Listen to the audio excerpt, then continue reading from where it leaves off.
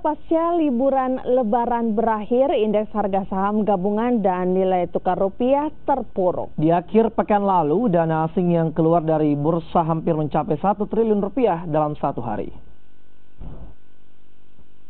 Pasar modal dan pasar uang Indonesia langsung rontok begitu masa libur panjang Lebaran berakhir di Rabu lalu.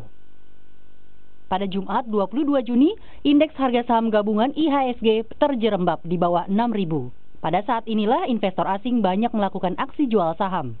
Dalam satu hari, dana panas di pasar saham keluar hampir 1 triliun rupiah. Saat pasar saham dilanda aksi jual, nilai tukar yang sebelumnya melandai di bawah 14.000 per dolar Amerika ikut terbang. Bahkan, kurs tengah Bank Indonesia selepas libur panjang juga merosot drastis ke atas 14.100. Analis yakin terpuruknya saham dan kurs rupiah karena kenaikan bunga Bank Sentral Amerika dan perang dagang yang memanas.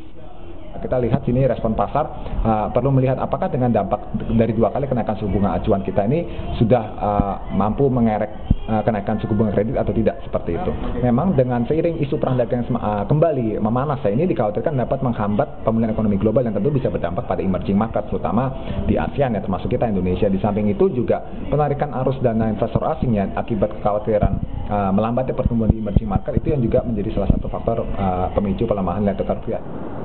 Dampak perang dagang antara Amerika Serikat dan Tiongkok tidak hanya berdampak ke pasar uang. Sektor real juga mulai ketar-ketir pada dampak perang dagang ke ekonomi dunia. Tidak akan berhenti gitu, karena saling akan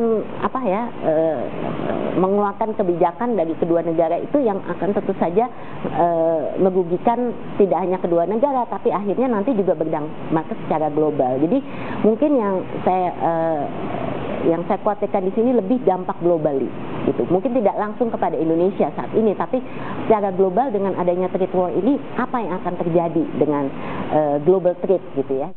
Pelemahan rupiah memang berdampak ke semua sektor. Spekulasi kenaikan kembali suku bunga acuan Bank Indonesia pun kembali menguat.